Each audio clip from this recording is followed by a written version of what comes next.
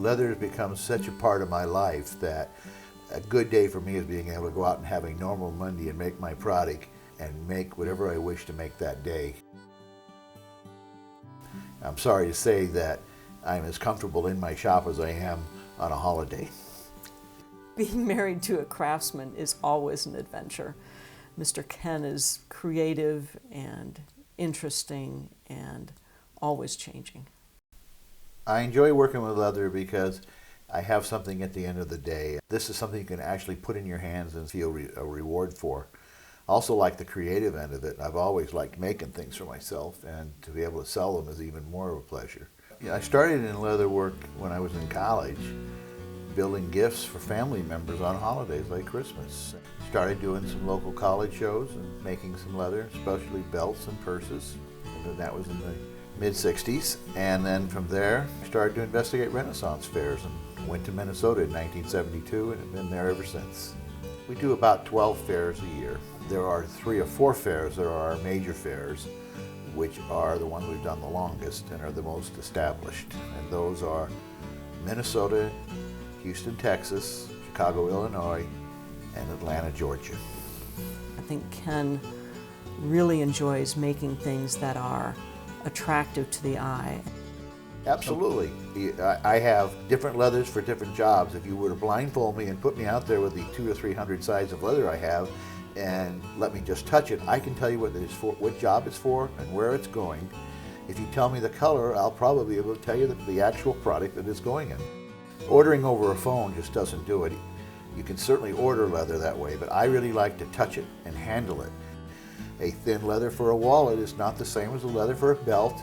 The quality and the materials we need in a leather hat are different than what we want in a pouch. So we also use deer skin and calf skin. Always the right leather, right color, right texture for the job is an important feature. When I do things, I try to do 2 or 3, particularly because I may want to vary the colors and vary the dye. This was almost a white compared to this one, and I'll do blue on that one, and that's the hardest color to get is blue. I've got my dye on the rag, and I go from the edge I work in. What separates me from everybody else is a blue pouch. I have one person that works full-time for me, and I have a couple that work part-time. But my right-hand man is one guy, and him and Gail are the only, us 3 make almost everything. The movie industry drives a lot of what people want to buy at the Renaissance fairs. It's almost like a subtle advertising. They go to a movie, they see a particular character, and they want to dress them and have the same equipment and everything that they see in the movie. So a good movie is great for me if I can make those type of products for them. So a Jack Sparrow hat, I sell them all the year round all over the world because people see that movie and like that pirate and want that hat. As you know, people love to dress up in Renaissance. Well, there's another whole world emerging out there. It's only a couple, 3 years old. It came out of actually Europe, and it's called steampunk, which, if you think about it, it is Victorian dress with a heavy dose and influence of H.G. Wells and Jules Verne. And that's been very exciting to me because late in my career here, it's something totally, totally different. Because there's no rules. I don't have to conform to 1350 to 1550. I can go any place I want with it. It's totally creative and whatever I can come up with, you know. And so far I've made a Zeppelin Commander baldric and a mystical baldric and a vampire slayer baldric and everything in between. So those are all areas that of course would be limited in Renaissance for sure. My typical customer is a young couple that are looking for adventure and escapism. A satisfied customer comes in all shapes and sizes. Mostly we try to give them what they expect and more. Gentleman that probably owns 4 or 5 of my outfits. I only own a couple, 3.